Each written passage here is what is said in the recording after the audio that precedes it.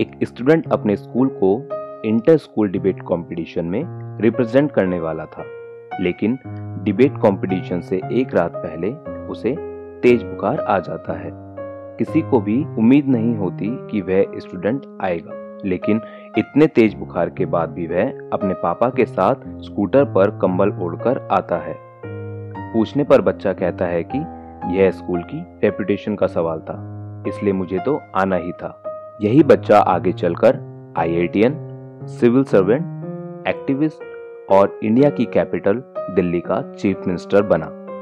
जी हाँ दोस्तों, हम बात कर रहे हैं अरविंद केजरीवाल की। हेलो दोस्तों, आप देख रहे हैं थिंक इट लार्ज और आज हम जानेंगे अरविंद केजरीवाल के जीवन के बारे में कि कैसे लोगों के लिए सोशल सर्विस का काम करते करते वह पहुंचे दिल्ली के चीफ मिनिस्टर की कुर्सी तक। और अगर आपने अभी तक हमारे चैनल को सब्सक्राइब नहीं किया है तो तुरंत कर लीजिए और वीडियो को एंड तक जरूर देखिए। जगह थी सिवानी, जो हरियाणा का हिस्सा है। गीता देवी और गोविंद राम के घर 16 अगस्त 1968 को एक बच्चे का जन्म हुआ। 16 अगस्त 1968 को कृष्ण जन्माष्टमी थी, जो कि हिंदू धर्म के भगवान श्री कृष्ण का जन्मदिन माना जाता है। इसलिए बच्चे के दादा दादी ने उसका नाम कृष्णा रखना चाहा, लेकिन बच्चे का नाम रखा गया अरविंद केजरीवाल। दोस्तों, अरविंद अपने भाई बहनों में सबसे बड़े हैं। अरविंद के फादर एक इलेक्ट्रिकल इंजीनियर थे और जिंदल स्ट्रिप्स के लिए काम करते थे। फादर की नौकरी कुछ इस तरह की थी कि ट्रांसफर्स होते रहते थे। दोस्तों, इसलिए अरविंद केजरीवाल की लाइफ भारत के अलग अलग शहरों में गुजरी। उन्होंने अपनी शुरुआती पढ़ाई सोनीपत और गाजियाबाद के मिशनरी स्कूल से की, जहां वह रेगुलर बेसिस पर चर्च जाया करते थे, और आगे की पढ़ाई हिसार के कैंपस स्कूल से की। अरविंद बचपन से ही पढ़ाई में होशियार थे और उनकी गिनती टॉपर्स में होती थी। अरविंद को बचपन से ही बुक्स पढ़ने का शौक है। ड्राइंग, चेस, फुटबॉल और क्रिकेट खेलना भी उनकी हॉबीज में शामिल है। मिशनरी स्कूल में पढ़ाई और घर के धार्मिक माहौल की वजह से अरविंद बचपन से ही काफी स्पिरिचुअल हैं और विपासना प्रैक्टिस करना भी उनके रूटीन में रहता है।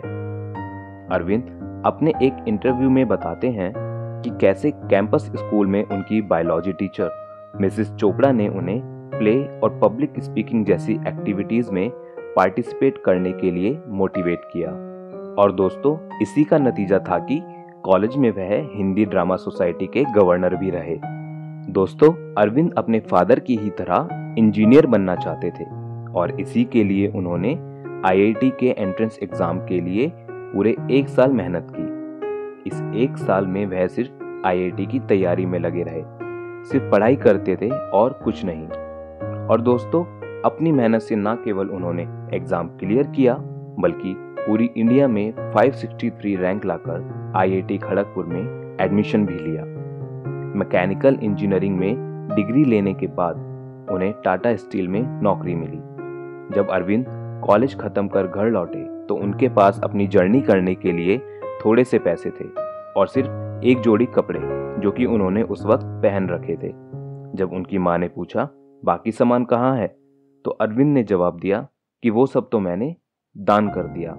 दोस्तों, अरविंद हमेशा से ही सोशल सर्विस करना चाहते थे। इसके लिए उन्होंने अपनी कंपनी से रिक्वेस्ट भी की ताकि उनका ट्रांसफर सोशल सर्विस डिपार्टमेंट में कर दिया जाए, लेकिन उनकी एप्लीकेशन रिजेक्ट कर दी गई।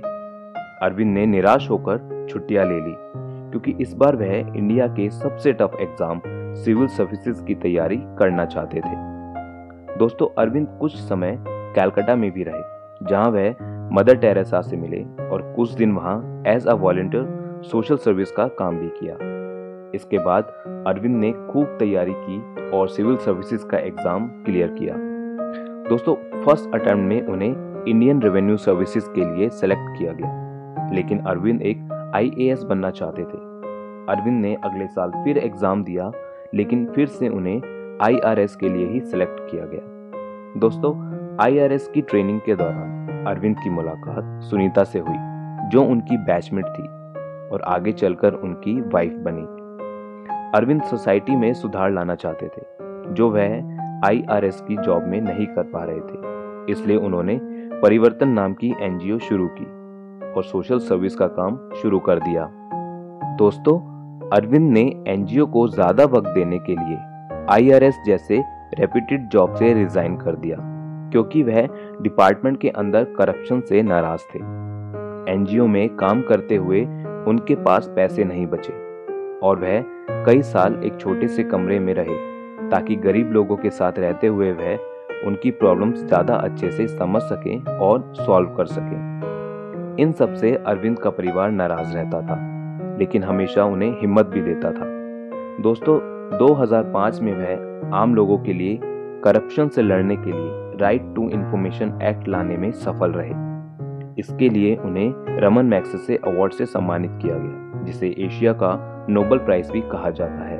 फ्रेंड्स, अरविंद महात्मा गांधी जी की फिलॉसफी से काफी इन्फ्लुएंस थे। आम लोगों की आवाज गवर्नमेंट तक पहुंचाने के लिए वह नॉन वायलेंस प्रोटेस्ट किया करते थे। RTI के बाद अरविंद ने जन लोकपाल बिल के लिए मूवमेंट चलाया, जिसको पूरी इंडिया में एंटी करप्शन के आंदोलन में सबसे बड़ा आंदोलन माना गया। अब अरविंद को एक ईमानदार लीडर के रूप में पहचाना जाने लगा था। अरविंद ने पाया कि करप्शन सिस्टम में फैला हुआ है और करप्शन को खत्म करने के लिए उन्होंने सिस्टम का हिस्सा बनने का टारगेट रखा। इसके लिए अरविंद ने आम आदमी पार्टी बनाई और दिल्ली का इलेक्शन फाइट किया और एज अ रिजल्ट वह 28 दिसंबर 2013 से अब तक दिल्ली के चीफ मिनिस्टर बने हुए हैं और करप्शन के खिलाफ लड़ते हुए गरीबों तक गवर्नमेंट स्कीम्स का फायदा पहुंचे उसके लिए काम कर रहे हैं। दिल्ली में इलेक्ट्रिसिटी, वाटर, एजुकेशन और हेल्थ सेक्टर में किए गए उनके काम की तारीफ पूरी दुनिया कर रही है। इतना सब अचीव करने के बाद भी अरविंद एक सिंपल लाइफ जीते हैं और खुद को एक आम आदमी मानते हैं। उम्मीद है अरविंद केजरीवाल के जीवन से आप इंस्पायर जरूर हुए होंगे।